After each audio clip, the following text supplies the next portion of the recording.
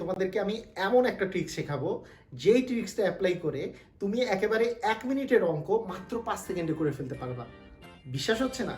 এখনই তুমি বুঝতে পারবা কিভাবে করে তুমি এই ট্রিক্সটা অ্যাপ্লাই করে মুহূর্তের মধ্যে সব অঙ্ক করে ফেলবা। আসো আমরা দেখি।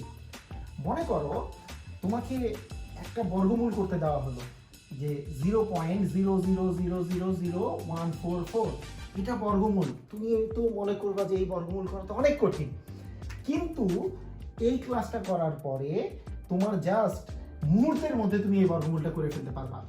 এখানে আমার আসবে হচ্ছে 0.0012, এটাই তোমার অ্যান্সার। কিভাবে হলো আসো আমরা এখনই বের করে দেখাচ্ছি তোমাকে যে কিভাবে করে এই ধরনের বর্গমূলগুলো তুমি খুবই তাড়াতাড়ি করে ফেলতে পারবা। প্রথমত মনে করো আছে 0.0016। তুমি যেই কাজটা করবা, প্রথমে হচ্ছে দশমিকের পরে যেই অঙ্কগুলো আছে সেই অঙ্কগুলোকে তুমি প্রথমে জোড়া মিলাবা। এই যে এখানে এক জোড়া, দুই জোড়া, জোড়া মিলে গেছে না? দুইটা শূন্য মিলে এক জোড়া, আবার 1 আর 6 মিলে আরেক জোড়া, জোড়া মিলে গেছে। জোড়া যদি না মিলে যায় সেটাও আমি পাশে লিখে রাখি। মনে করো জোড়া মিলেনি, ধরো 0.003 আছে, এটাতে জোড়া মিলছে কিনা আমরা একটু দেখি। এখানে 0 মিলে এক জোড়া, কিন্তু 3 একাই পড়ে আছে, এটা কারো জোড়া মিলেনি। যদি জোড়া না মিলে তাহলে লাস্টে তোমাকে শূন্য বসাই দিয়ে হলেও তোমাকে জোড়া মিলাতে হবে। ফার্স্ট কাজ হচ্ছে জোড়া মিলানো। তুমি ফার্স্ট কাজটা করে ফেলবা, সবসময় জোড়া মিলাবা। যদি জোড়া থাকে তাহলে তো ভালো, জোড়া না থাকলে শূন্য বসাই দিয়ে তুমি জোড়া মিলাবা।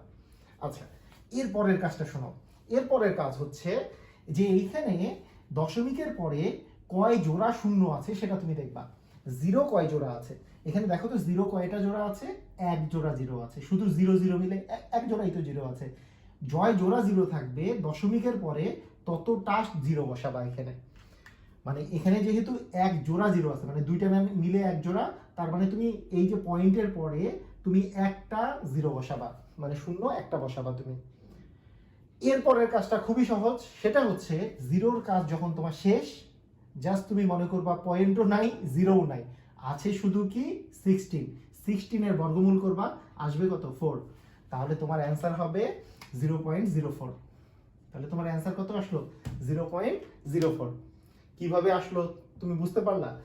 এই যে পয়েন্টের পরে এক জোড়া শূন্য আছে, তার জন্য একটা শূন্য, এই শূন্যের কাজের পরে এইগুলো সবগুলোকে নাই হিসাবে চিন্তা করবা, তারপর 14 এর বর্গমূল করলে 4 আসে, 16 এর বর্গমূল করলে 4 আসে।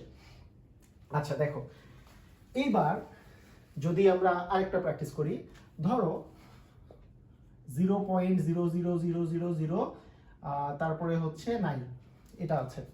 আমরা কি করব? প্রথমে জোড়া মিলাবো, 1 2 3, জোড়া মিলে গেছে।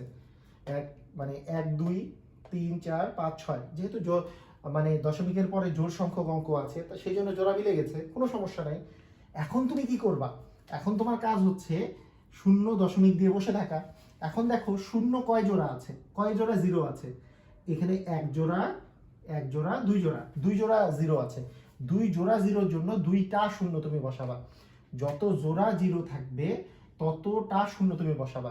এখন তুমি বলবা যে না, এখানে তো আরেকটা শূন্য আছে, কিন্তু এটা তো শূন্যর জোড়া না, এটা তো শূন্য নয়, সেই জন্য এইটাকে তুমি জিরোর জোড়া বলবা না। দুইটা মিলে এক জোড়া শূন্য, সেই জন্য প্রতি জোড়া জিরোর জন্য একটা করে জিরো বসাবা। এরপরের কাজ খুবই ইজি, তুমি দশমিক উঠাই দাও, দশমিক বাদ দাও, শূন্যগুলাকে বাদ দিয়ে চিন্তা করো, তাহলে তোমার কাছে থাকলো 9। 9 এর বর্গমূল করলে কি আসবে? 9 এর বর্গমূল করলে আসবে 3। তার মানে তোমার অ্যান্সার হচ্ছে 0.003।